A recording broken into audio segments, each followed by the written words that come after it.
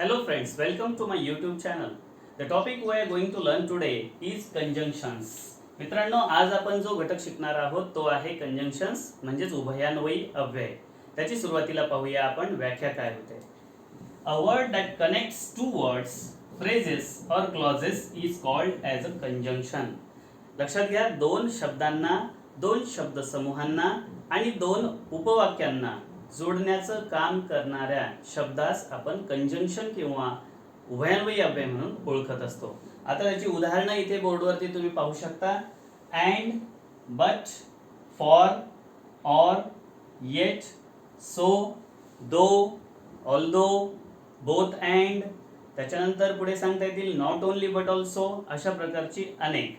आता इथं एक गोष्ट समजून घ्यायची आपल्याला, या कंजंक्शन्सची भूमिका व्याकरणामध्ये नेमकी कशी असते.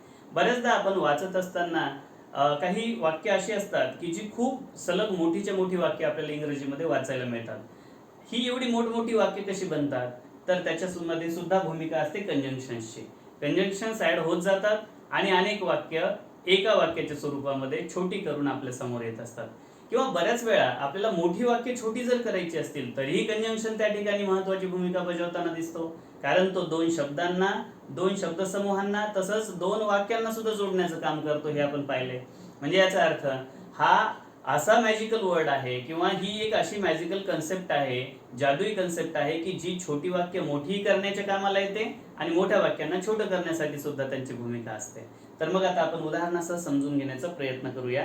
व्याख्येप्रमाणे सांगितलेले दोन शब्द, दोन शब्दसमूह आणि दोन वाक्य कशी जोडली जातात हे आता आपण बोर्डवरती पाहून समजून घेऊया.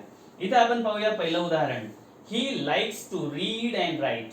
ही likes to read and write. या ठिकाणी इक्वली दोन्ही ग्रॅमॅटिकली सारख्या असणाऱ्या दोन कृती आहेत, एक वाचण्याची एक लिहिण्याची, आणि त्या दोन्हींना जोडण्याचं, या दोन शब्दांना जोडण्याचं काम या ठिकाणी अँड ने केलेलं आहे. म्हणून या ठिकाणी आलेला अँड हा कंजंक्शनच्या भूमिकेमध्ये आहे. त्यानंतर पुढे पाहूया आता आपण की फ्रेज कशी जोडली जाते, दोन फ्रेजेस कशा जोडल्या जातात. पहा इथं लक्षात घेऊया आपण. I will go for a picnic और व्हिजिट अ लायब्ररी. आता इथं लक्षात घेऊया, इथलं पहिलं वाक्य आपल्याला पूर्ण पाहायला मिळेल. I will go for a picnic. आता गो फॉर अ पिकनिक ही एक कृती आहे आणि व्हिजिट अ लायब्ररी ही एक कृती आहे. आता ह्या दोन कृती ह्या वेगवेगळ्या शब्दांच्या एकत्र येण्यातून अर्थपूर्ण पद्धतीने बनलेल्या आपल्याला पाहायला मिळतात. जसं की इथं पाहू शकतो आपण गो फॉर अ पिकनिक, असे चार वेगवेगळे वर्ड एकत्र आलेले आहेत आणि गो फॉर अ पिकनिकला स्वतःचा असा एक अर्थ आहे, सहलीसाठी जाणे. त्याचसोबत व्हिजिट अ लायब्ररी अशा तीन शब्दांचा मिळून एक शब्द समूह बनलेला आहे आणि त्याला स्वतःचा एक अर्थ आहे. व्हिजिट अ लायब्ररी मीन्स एखाद्या ग्रंथालयाला, वाचनालयाला भेट देणे. आता या ठिकाणी आपण अशा वेगवेगळ्या शब्दांचे एकत्र येण्यातून बनलेल्या शब्दसमूहांचे दोन गट घेतलेले आहेत. पहिला आहे गो फॉर अ पिकनिक आणि दुसरा आहे व्हिजिट अ लायब्ररी. ओके. आता या दोघांना जोडण्यासाठी इथं ऑर हा शब्द इथं काम करतो. ऑर काय आहे? ऑर हे कंजंक्शन आहे आणि हे कंजंक्शन या ठिकाणी कोणता रोल प्ले करत आहे? It is playing a role to connect to different phrases. लक्षात घ्या, दोन वेगवेगळ्या फ्रेजेस जोडण्याचं काम ऑर करत आहे. म्हणजे इथे आपल्याला दुसरी अट लक्षात आलेली आहे, दोन फ्रेजेस जोडण्याचं काम या ठिकाणी कंजंक्शन करत असतात. त्यानंतर तिसरं वाक्य पाहूया, ज्या ठिकाणी आपल्याला समजून घ्यायचं आहे की दोन वेगवेगळी वाक्य जोडण्याचं काम देखील कंजंक्शन्स करत असतात. जसं की मी आताच सांगितलं की मोठमोठी वाक्य किंवा जास्त लांब असलेली वाक्य छोटी करण्याच्या कामात सुद्धा आपल्याला कंजंक्शन हेल्पफुल ठरतात. कसं ते पाहूया. She was poor yet she donated 1000 rupees. दोन वेगवेगळी वाक्य आहेत. पहिलं आहे शी वॉज पुअर, ती गरीब होती. पहा, लक्षात घ्या, ती गरीब होती, परिस्थितीने ती गरीब होती. आणि पुढे काय सांगण्यात आलेलं आहे की दुसरं वाक्य असं आहे की शी डोनेटेड 1000 रुपीज, तिने तरीही 1000 रुपये देणगी दिलेली आहे. म्हणजे लक्षात घेऊया, या ठिकाणी ही दोन वेगवेगळी वाक्य आहेत, ज्यामध्ये एक तिची परिस्थिती सांगणारं वाक्य आहे की ती परिस्थितीने गरीब आहे, आणि दुसरं असं वाक्य आहे की ज्या वाक्यामधून आपल्याला बोध होतो की तसं तिनं असून देखील, तिची परिस्थिती गरिबीची असून देखील तिने 1000 रुपये डोनेट केले. 1000 रुपये डोनेट केले आणि ती गरीब होती. या दोन वेगवेगळ्या क्लॉजेसला, या दोन वेगवेगळ्या सेंटेन्सेसला एकत्र आणण्याचं काम या ठिकाणी यट या शब्दाने केलेलं आहे. यटचा अर्थ होतो तरीही. म्हणजे जेव्हा दोन अपोजिट किंवा कंट्रास्ट अशा सिच्युएशन्स असतात आणि त्या सिच्युएशन मध्ये आपल्याला एकच शब्द असा काम करतो की जो या दोन वाक्यांना एकत्र करून त्याचं एकच वाक्य बनवतो.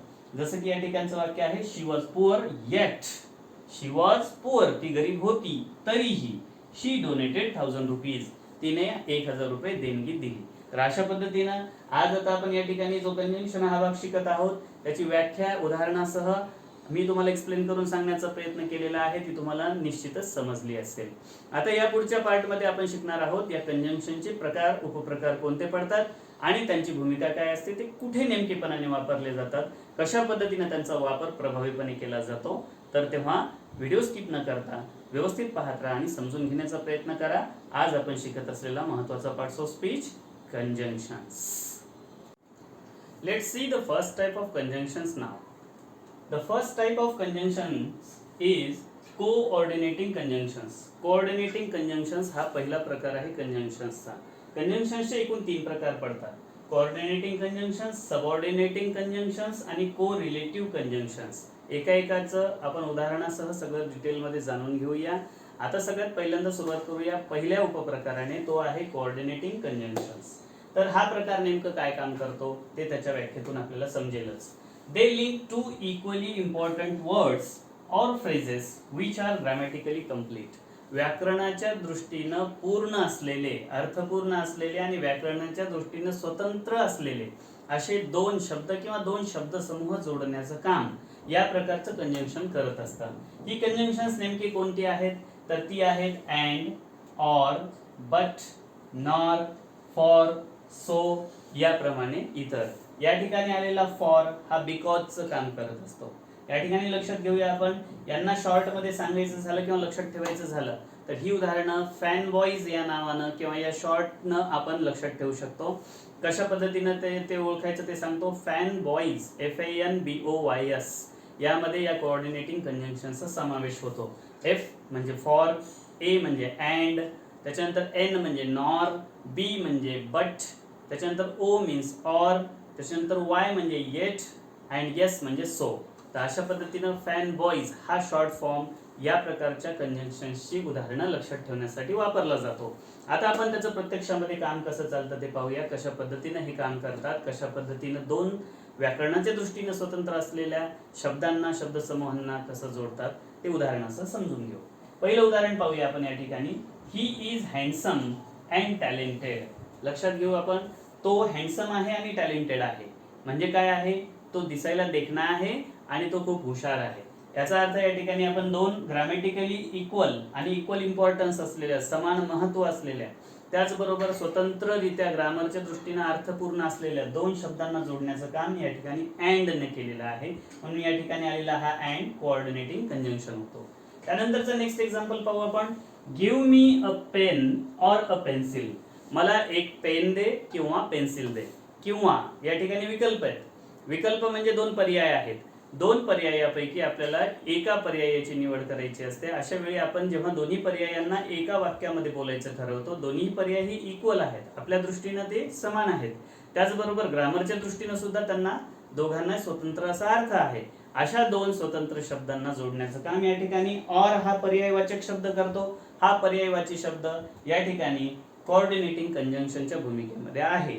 म्हणजे या वाक्याचा अर्थ होतो मला पेन दे किंवा पेन्सिल दे. याचा अर्थ पेन किंवा पेन्सिल यांच्यापैकी कुठलीही एक वस्तू मला चालेल. They both are equally important. त्यानंतरचं थर्ड एक्झाम्पल पाहूया आपण. He was rich but unhappy. तो श्रीमंत तर होता पण आनंदी नव्हता. म्हणजे या ठिकाणी तो श्रीमंत आणि आनंदी, किंवा तो श्रीमंत असणं किंवा तो दुःखी असणं, ह्या 2 ग्रामरच्या दृष्टीने स्वतंत्र असलेल्या कन्सेप्ट आहेत आणि त्या दोहोंनाही समान महत्व आहे. मग या ठिकाणी बट हा शब्द काय करतो, त्याची परिस्थिती सांगतो आपल्याला एकीकडे की ही वॉज रिच बट अनहॅपी, पण दुःखी होता. लक्षात घेऊ आपण की तो श्रीमंत तर होता परंतु तो दुःखी होता, हे यावरून लक्षात येतं. त्यानंतरचं पुढचं एक्झाम्पल आहे की शी वॉन्ट्स टी नॉर कॉफी. आता जेव्हा 2 पर्याय आहेत पण दोन्हीही पर्याय अनाकर्षक आहेत किंवा नको असलेले आहेत, अशा वेळी आपण त्या ठिकाणी नॉर या कोऑर्डिनेटिंग कंजंक्शनचा वापर करत असतो. शी वॉन्ट्स टी. आता तिला काय हवंय, तिला चहा हा नको आहे आणि तिला कॉफी ही नको आहे. दोन्हीही पर्याय नको असलेले आहेत, म्हणून या ठिकाणी आपण वापर करतो नॉरचा. नॉर हे सुद्धा एक कोऑर्डिनेटिंग कंजंक्शन आहे. त्यानंतरचं नेक्स्ट एक्झाम्पल पाहू आपण. She was absent for she was ill. आताच मी थोड्या वेळ अगोदर तुम्हाला सांगितलं की फॉर या ठिकाणी आपण वापरलेला बिकॉजचा पर्यायवाची शब्द आहे, तेव्हा बिकॉज आणि फॉर हे दोन्हीही समान अर्थानं वापरले जातात. दोन्हींचाही वापर आपण या ठिकाणी कोऑर्डिनेटिंग कंजंक्शन म्हणून करत असतो. तर त्याचा इथं वापर नेमका कसा होतो हे समजून घेण्यासाठी आपल्याला अगोदर दोन परिस्थिती समजून घ्यावे लागतील. वाक्यामध्ये जेव्हा एखादी कृती ही एखाद्या कृतीचं कारण असते आणि एखादी कृती किंवा एखादं वाक्य हा त्याचा परिणाम असतो, तर कारण आणि परिणाम या दोन्ही अर्थपूर्ण असलेल्या वाक्यांना आपण एकत्र आणतो बिकॉजच्या सहाय्याने किंवा फॉरच्या सहाय्याने. आता इथं उदाहरणानं समजून घेऊया.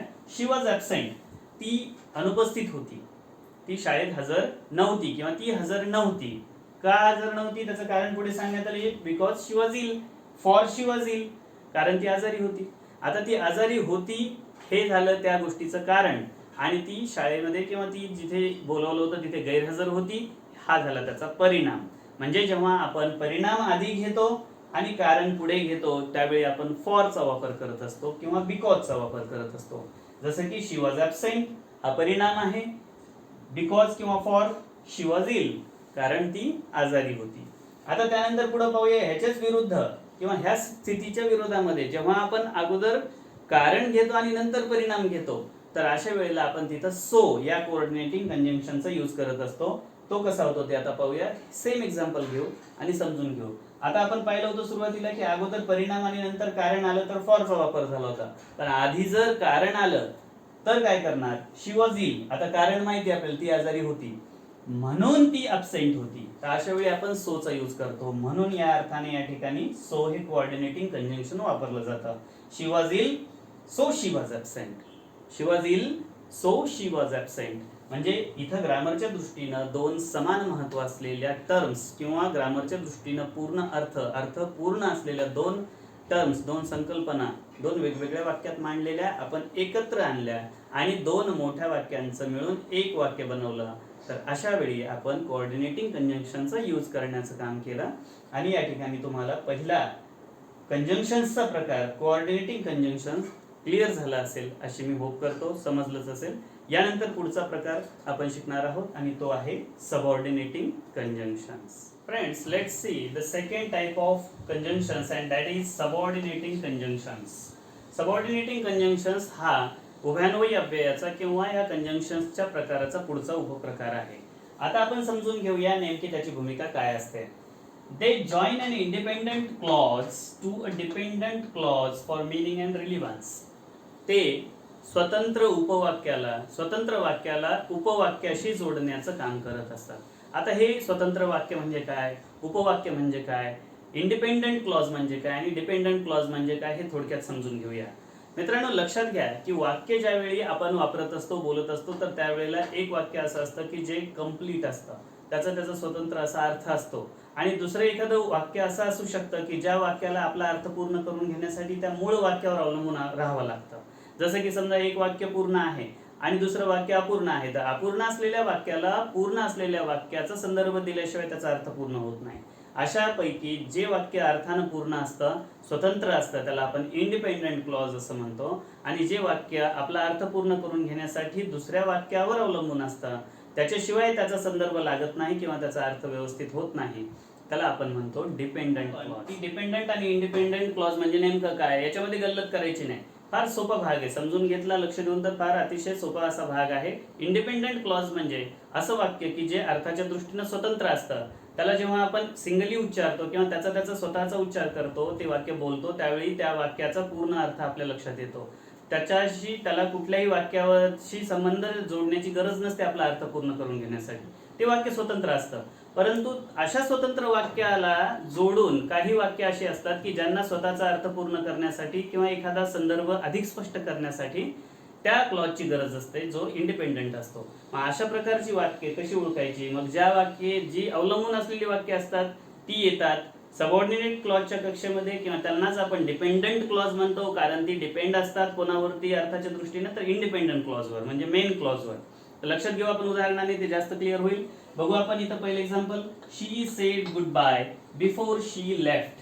आता लक्षात घेऊ आपण इथं दोन उपवाक्य आहेत. एक मुख्य वाक्य आहे शी सेड गुड बाय, या वाक्याचा पूर्ण अर्थ होतो. हे वाक्य व्याकरणाच्या दृष्टीने कम्प्लीट सेंटेन्स आहे किंवा जे अर्थपूर्ण आहे असं म्हणता येईल आपल्याला. असं वाक्य आहे, शी सेड गुड बाय, ती गुड बाय म्हणाली.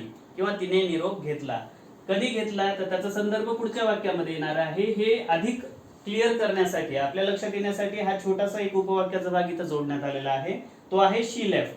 म्हणजे जेव्हा ती निघून गेली किंवा जेव्हा तिने सोडली ती जागा किंवा ती तिथून निघून गेली, तिचं प्रयाण झालं, तर या ठिकाणी असणारा शी लेफ्ट हा जो क्लॉज आहे तो आहे डिपेंडंट क्लॉज. लक्षात घ्या, समजून घ्या. हा क्लॉज अवलंबून आहे कोणावरती? वाक्यार्थ पूर्ण होण्यासाठी मुख्य जे उपवाक्य आहे, मुख्य वाक्य जो इंडिपेंडंट क्लॉज आहे किंवा ज्याला आपण मेन क्लॉज म्हणतो त्याच्यावर अवलंबून आहे. ती गुड बाय म्हणाली जाण्यापूर्वी, म्हणजे पूर्वी, ती गेली त्यापूर्वी, ती गेली त्यापूर्वी. तर त्यापूर्वी हा संदर्भ देण्याचं काम या ठिकाणी बिफोर हे सबऑर्डिनेटिंग कंजंक्शन करत असतं.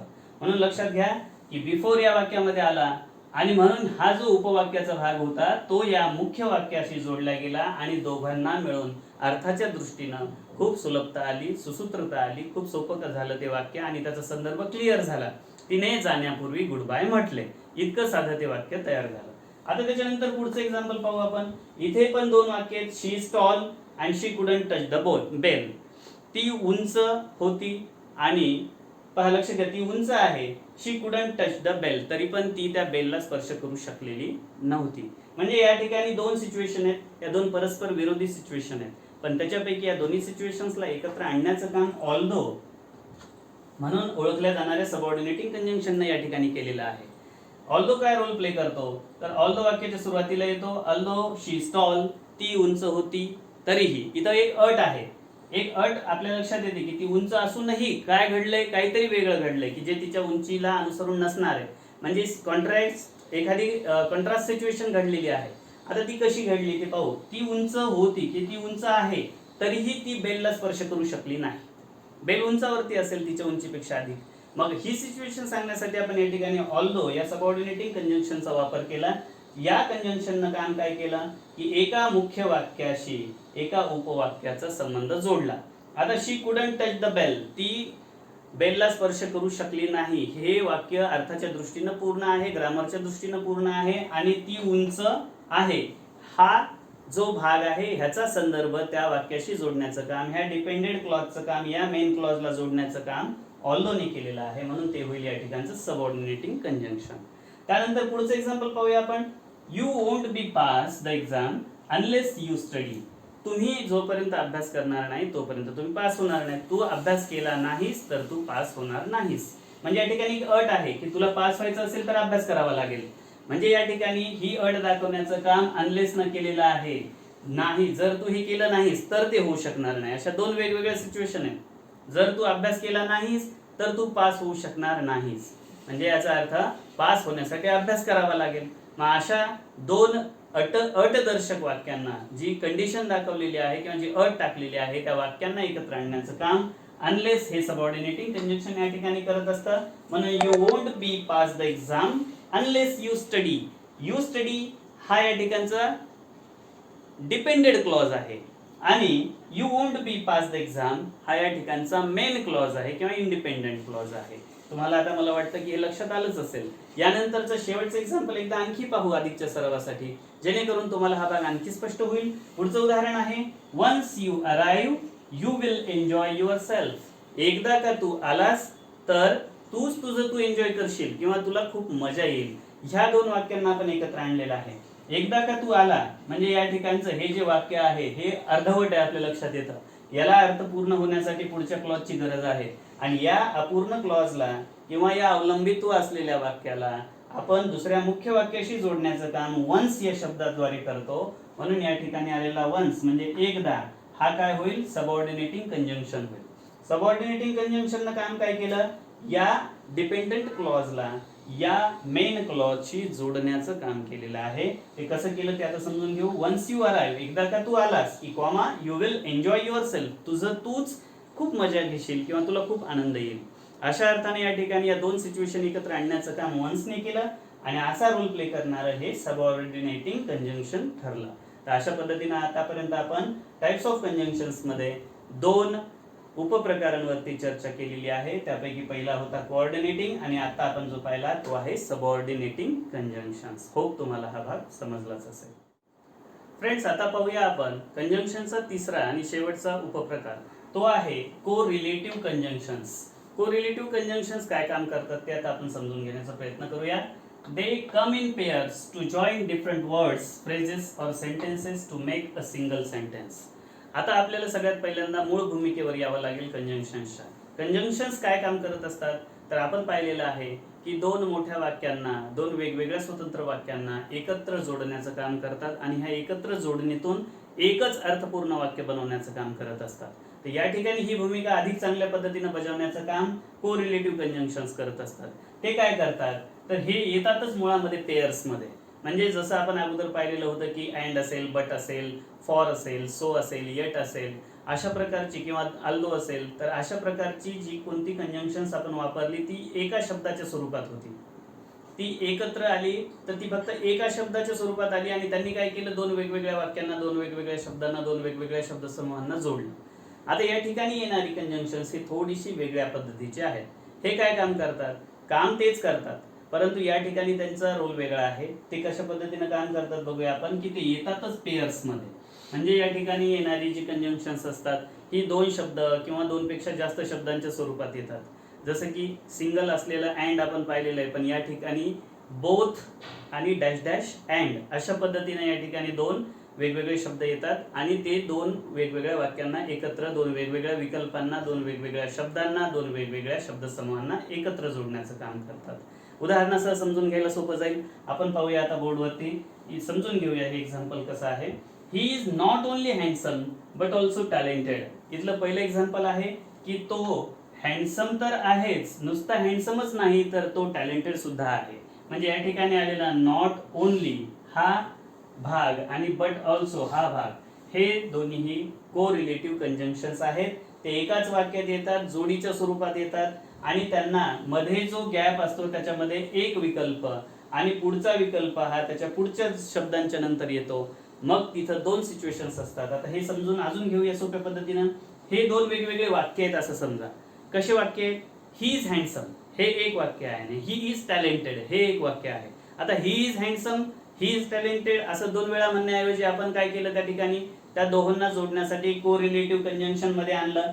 ते आहे नॉट ओनली. म्हणजे तो नुसताच हँडसम नाहीये तर त्याच्यासोबत तो टॅलेंटेड सुद्धा आहे. मग हे सांगण्यासाठी काय केलं आपण, ही इज हा कॉमन भाग बाजूला काढला दोन वाक्यामध्ये. He is talented, he is handsome, he is handsome, he is talented. He is common आहे, तो ही इज बाजूला घेतला आणि त्याच्यानंतर आपण नॉट ओनलीचा प्रयोग केला. ही इज नॉट ओनली घेतला आणि पहिला जो पर्याय त्यातला हँडसम तो नॉट ओनलीच्या पुढे लिहिला. He is not only handsome आणि पुढे बट ऑल्सो लिहिलं आणि त्याच्यानंतर दुसरा पर्याय लिहिला टॅलेंटेड. वाक्य कसं बनलं, he is not only handsome but also talented. हे दोन वाक्याचं एकच वाक्य तयार झालं. लक्षात घ्या, हे सुलभीकरण करण्याचं काम, या पद्धतीने सोपं करण्याचं काम कोरिलेटिव्ह कंजंक्शन करत असतं. दोन वेगवेगळी वाक्य सोपी आणि सुटसुटीत अर्थाने एकत्र करण्याचं काम, पूर्ण अर्थपूर्ण करण्याचं काम हे कंजंक्शन अगदी सोप्या पद्धतीने करतं. यांना म्हणतो आपण कोरिलेटिव्ह कंजंक्शन्स. इथं फक्त एकच फरक लक्षात घ्यायचा आहे की अशा पद्धतीची कंजंक्शन्स ही जोडीच्या स्वरूपात येत असतात, एकटी येत नाही. जसं की इथं नॉट ओनली आणि बट ऑल्सो या दोघांची जोडी आहे. एका विकल्पाच्या आधी नॉट ओनलीचा वापर केला, दुसऱ्या विकल्पाच्या आधी आपण बट ऑल्सोचा वापर केला. आता पुढचं एक्झाम्पल पाहू आपण. Both Ram and Shyam are very clever. आता इथं दोन वाक्य तुमच्या पटकन लक्षात आली असतील की Ram is clever, Shyam is clever. आता रामही हुशारच आहे, श्यामही हुशारच आहे, दोघेही हुशार आहेत. आता आपण दोघंही म्हणजे कोण दोघं हे कळण्यासाठी त्यांची नावं पण वापरली, राम आणि श्याम. मग या ठिकाणी काय केलं आपण, दोघेही आहेत म्हणून सुरुवातीला बोथ हा शब्द घेतला आणि त्याच्यानंतर पहिला विकल्प घेतला राम, त्याच्यानंतर अँड हा शब्द वापरला आणि पुढे घेतला श्याम. या ठिकाणी आलेला बोथ डॅश डॅश अँड हे कोरिलेटिव्ह कंजंक्शनचा प्रकार आहे. यांनी काय काम केलं, राम हुशार आहे, श्याम हुशार आहे या दोन वेगवेगळ्या वाक्यांना एकत्र केलं आणि काय सांगितलं की दोघेही म्हणजे कोण दोघे, दोघेही राम आणि श्याम खूप हुशार आहेत. लक्षात घ्या, या ठिकाणी या दोन कन्सेप्ट, दोन वेगवेगळे सेंटेन्सेस, दोन वेगवेगळ्या टर्म्सला एकत्र आणण्याचं काम या दोघांनी मिळून केलं. बोथ अँड हे या ठिकाणी असलेलं कोरिलेटिव्ह कंजंक्शन झालं आणि वाक्य बनलं both Ram and Shyam are very clever. त्यानंतर पुढे पाहूया आपण तिसरं उदाहरण. इथं काय झालेलं आहे, इथं एक पर्याय घेतलेला आहे असा की जो मला हेही चालेल आणि तेही चालेल. आता बऱ्याचदा आपण बोलताना काय म्हणतो, कोणी कोण तुम्हाला पाहुण्यांकडे गेलं, विचारलं तुम्हाला चहा चालतो का, तुम्हाला कॉफी चालते का, आपण काय म्हणतो, मला चहा किंवा कॉफी काही चालेल. म्हणजे जेव्हा आपण दोन पर्याय आपल्या समोर आलेले असतात आणि त्या दोन्हींपैकी एक कुठलाही आपल्याला चालतो, ओके असतं, आपल्याला काही अडचण नसते, अशा वेळी आपण आयदर ऑर या कोरिलेटिव्ह कंजंक्शन्सचा वापर करत असतो. कसं ते पाहू आपण. आयदर ऑर मीन्स हे किंवा ते. आता इथं दोन्ही पर्यायापैकी कुठलाही पर्याय आपल्या समोर आला तरी काही प्रॉब्लेम नसतो. अशा वेळी आपल्याला निवड करताना आपण त्या ठिकाणी त्या दोन्ही पर्यायांच्या मध्ये आयदर ऑर किंवा ईदर ऑर असं पण त्याला म्हटलं जातं, त्याचा वापर करत असतो. हे सुद्धा कोरिलेटिव्ह कंजंक्शन आहे. आता उदाहरणार्थ तुम्हाला जर म्हणायचं असेल की मी चहाही घेईल किंवा कॉफी घेईल, कोणतंही एक आणा मला चालेल, तर आपण म्हणणार तिथे I will take either tea or coffee. I will take, आता इथं आय विल टेक इथपर्यंतचा भाग आपण घेतला कॉमन असलेला आणि पुढे टाकलं एका पर्यायाच्या अगोदर आयदर आणि दुसऱ्या पर्यायाच्या अगोदर ऑर. वाक्य बनलं I will take either tea or coffee. आता हे वाक्य कसं असलं असतं, I will take tea, I will take coffee. आपण या दोन वाक्यांना एकत्र केलं, एकच वाक्य बनवलं, तिथे वापर केला एका कोरिलेटिव्ह कंजंक्शनचा आणि ते होतं आयदर ऑर. आता हा आणि वाक्य बनवलं आपण I will take either tea or coffee. जर असंच हीच सिच्युएशन आहे तुमच्या समोर आलेली, पर्याय सुद्धा दोनच आहेत पण दोन्ही पर्याय अनाकर्षक आहेत, म्हणजे एकही आपल्या कामाचा नाही, किंवा दोन्ही मला नको असलेले पर्याय जर आले तर आपण तिथं काय वापरणार, तर एक्झॅक्टली आपण त्या ठिकाणी आयदर ऑरच्या ऐवजी नायदर नॉर वापरतो. नकारार्थी कोरिलेटिव्ह कंजंक्शनचा त्या ठिकाणी वापर करतो. मग ते वाक्य बनतं I will take neither tea nor coffee. म्हणजे मी चहाही घेणार नाही आणि मी कॉफीही घेणार नाही. म्हणजे सेंटेन्स कसं होईल, आता ते वाक्य दोन वेगवेगळे असताना कसे असतील, I will not take tea, I will not take coffee. And when we connect them with a correlative conjunction neither nor, it converts like I will take neither tea nor coffee. ते वाक्य कसं बनेल, I will take neither tea nor coffee. तर अशा पद्धतीनं हे वाक्य बनतं की मी चहाही घेणार नाही आणि कॉफीही घेणार नाही. या ठिकाणी आपण ज्या कंजंक्शनचा यूज केला तो प्रकार होता कोरिलेटिव्ह कंजंक्शन्स. आणि याच बरोबर आज आपण शिकत असलेल्या कंजंक्शन्सचे तीनही उपप्रकार आपले संपतात. आता आपण वळूया कन्क्लुजन कडे. सुरुवात केली आपण कंजंक्शन्स म्हणजे काय इथपासून. कंजंक्शन्स म्हणजे उभयान्वयी अव्यय. उभय म्हणजे दोन, अन्वय म्हणजे जोडणे, दोघांना जोडण्याचं काम करणारा. आता हे दोघं कोण आहेत, दोन शब्द आहेत, दोन शब्द समूह आहेत, दोन वाक्य आहेत, यांना एकत्र जोडण्याचं मोठं काम हे कंजंक्शन्स करत असतात, हे आपण समजून घेतलं. त्याचबरोबर या कंजंक्शनचे तीन उपप्रकार पडतात. त्यातला पहिला कोऑर्डिनेटिंग, दुसरा सबऑर्डिनेटिंग आणि तिसरा कोरिलेटिव्ह कंजंक्शन्स म्हणजे काय हे समजून घेतलं. यातल्या प्रत्येकाचा अर्थ काय होतो, त्याची व्याकरणात नेमकी भूमिका काय असते आणि त्याची उदाहरणं कशा पद्धतीनं आपण वापरत असतो किंवा त्याचा वापर कुठल्या सिच्युएशन मध्ये कसा केला जातो याची काही प्रातिनिधिक उदाहरणं सुद्धा आपण या ठिकाणी घेतलेली आहेत. तुम्हाला हे सगळं समजलंच असेल अशी आशा करतो. आजचा हा व्हिडिओ कसा वाटला ते कमेंट करायला विसरू नका. काही समजलं नसेल, एखादाही भाग जरी तुमच्या नीट लक्षात आला नसेल, you can ask me any time. You can make a comment there and I am going to try to give you a proper guidance for it. तर त्यासाठीचं तुम्हाला गायडन्स सुद्धा तिथून भेटून जाईल. यासोबतच आजचा हा व्हिडिओ या ठिकाणी संपतो. तुम्हाला कसा वाटला ते कळवायला विसरू नका. Thanks for watching my video and keep smiling, keep learning and keep enjoying all the time. Till then, bye bye. Have a nice day all.